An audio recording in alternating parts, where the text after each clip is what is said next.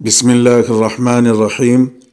سوال: غیر مسلموں میں اگر کسی کا انتقال ہو جائے تو اس کو پرسہ دینے کا کیا حکم ہے؟ اگر پرسہ دینا جائز ہو تو اس کا کیا طریقہ ہے؟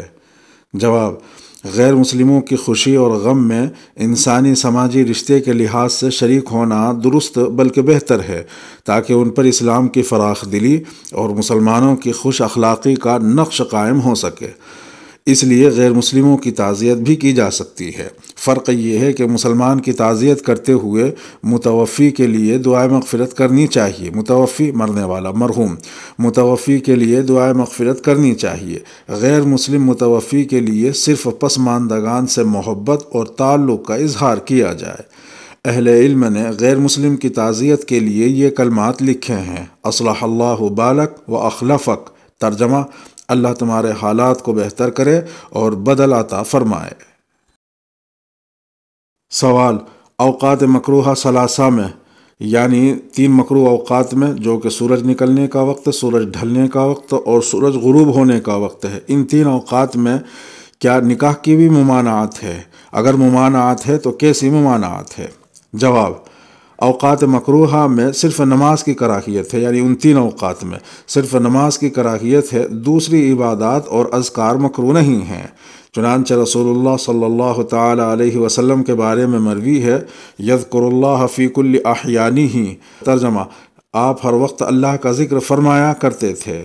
نکاح کا معاملہ عام عبادات اور اذکار کے مقابلے میں اس لحاظ سے کمتر ہے کہ نکاح خالص عبادت نہیں ہے بلکہ عقد اور معاملہ بھی ہے، لہٰذا ان اوقات میں نکاح کرنا بدرجہ اولیٰ درست ہوگا اور کوئی کراہت نہیں ہوگی۔ سوال: استنجا کرتے وقت بالکل چھوٹے چھوٹے قطرے جو نظر نہیں آتے ہیں جسم یا کسی کپڑے پر اڑنے سے کیا کپڑا ناپاک ہوگا یا نہیں؟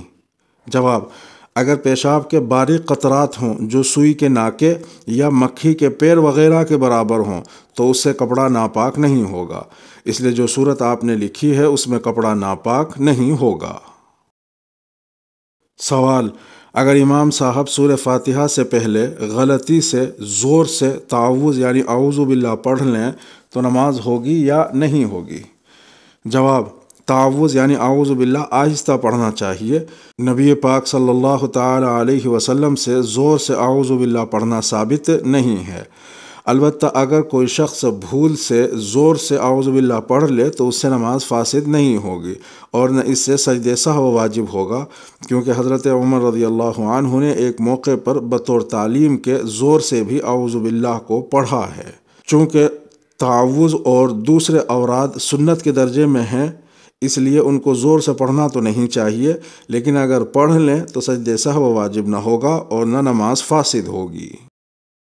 ایک شخص ایک طرف مقروض ہے، دوسری طرف وہ فرائض و واجبات بھی ان کے اپنے مقررہ وقت پر پابندی سے ادا نہیں کرتا، کیا ایسے شخص کا خود اور اپنی اہلیہ، ماں، والدین عمرے کو جانا درست ہے، جبکہ عمرہ ایک نفل عبادت ہے اور 5 وقتہ نمازیں فرض ہیں؟ جواب: عمرہ ایک اہم عبادت ہے۔ رسول اللہ صلی اللہ تعالی علیہ وسلم نے متعدد بار عمرہ فرمایا ہے۔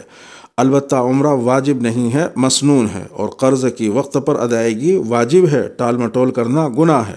لہٰذا اگر قرض کی ادائیگی کا وقت آ چکا ہو یا ابھی وقت باقی ہے لیکن اس بات کا اندیشہ ہے کہ عمرہ کرنے کی صورت میں قرض کی ادائیگی اس کے لیے دشوار ہو جائے گی، تو ایسی صورت میں ان صاحب کو قرض ادا کرنے کے بجائے خود عمرہ کرنا اور اپنے متعلقین کو عمرہ کرانا درست نہیں ہے۔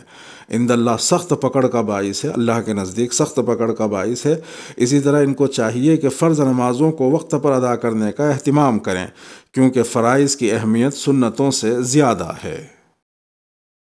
سوال: اسلام ایک دین رحمت ہے، زندگی کے ہر مسئلے سے متعلق رہنمائی اور رہبری پورے شرح صدر کے ساتھ فراہم کرتا ہے۔ کیا اسلام نے اجنبی نوجوان لڑکی اور نوجوان لڑکے کو اپنی مرضی سے شادی یعنی نکاح کرنے کی اجازت دی ہے؟ آیا یہ عمل شرعاً جواز فراہم کرتا ہے یا نہیں؟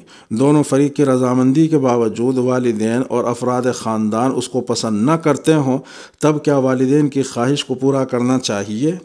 جواب: ایک بالغ لڑکا اور لڑکی اگر باہمی رضامندی سے نکاح کر لیں تو نکاح منعقد ہو جاتا ہے۔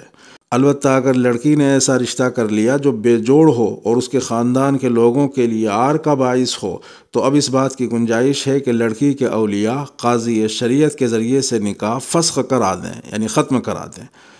البتہ یہ بات یاد رہنی چاہیے کہ ولی کو اعتماد میں لیے بغیر جوان لڑکے اور لڑکی کا آپس میں نکاح کر لینا شرعاً مناسب عمل نہیں ہے۔ عام طور پر جس نکاح میں ولی یعنی سرپرست کو اعتماد میں نہ لیا گیا ہو وہ نکاح موضوع ثابت نہیں ہوتا اور زیادہ تر رشتے ٹوٹ جاتے ہیں۔ اسی لیے رسول اللہ صلی اللہ علیہ وسلم نے فرمایا وہ نکاح مفید اور نتیجہ خیز نہیں ہوتا جس میں ولی کی شمولیت نہ ہو، لا نکاح الا بولی۔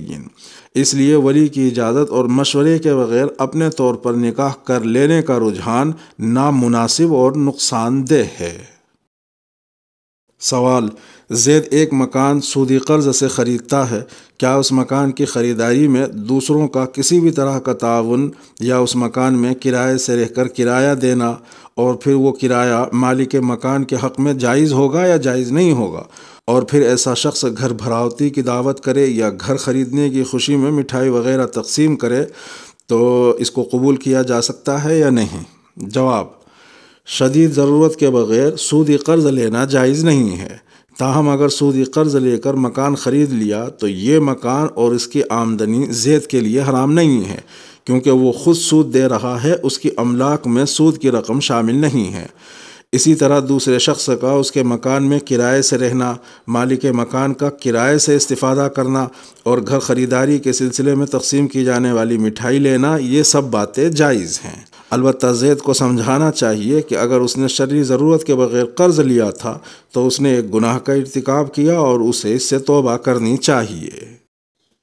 سوال: کیا کوئی شخص حالت نماز میں رکوع سے اٹھتے وقت سجدے میں جانے سے پہلے اور سجدے سے اٹھنے کے بعد اپنی قمیص کا دامن دونوں ہاتھ سے ٹھیک کرتا ہے تو کیا اس کا یہ عمل اس کی نماز کو فاسد تو نہیں کرتا ہے؟ جواب: نماز عمل کثیر سے فاسد ہو جاتی ہے۔ عمل کثیر سے ایسا عمل کرنا مراد ہے کہ جب لوگ اسے دیکھیں تو انہیں خیال ہو کہ یہ شخص نماز کی حالت میں نہیں ہے۔ آپ نے جو کیفیت لکھی ہے وہ اس وضاحت کے لحاظ سے عمل کثیر کے دائرے میں نہیں آتی ہے اور خواہ ایسا کرنے سے بچنا چاہیے۔ اگر کبھی دامن ٹھیک کرنے کی نوبت آئے تو ایک ہاتھ سے ٹھیک کرنا چاہیے، کیونکہ دو ہاتھ سے کیے جانے والے عمل کو بعض فقہا نماز کے فاسد ہو جانے کا سبب قرار دیتے ہیں۔ اس کے ساتھ ہی سوال و جواب کا یہ سلسلہ اپنے اختتام کو پہنچا۔ جواب دینے والے تھے حضرت مولانا خالد سیف اللہ رحمانی صاحب دامت برکاتہم۔ میرا نام راہی حجازی ہے۔ سلامتی ہو آپ پر جہاں بھی آپ ہوں۔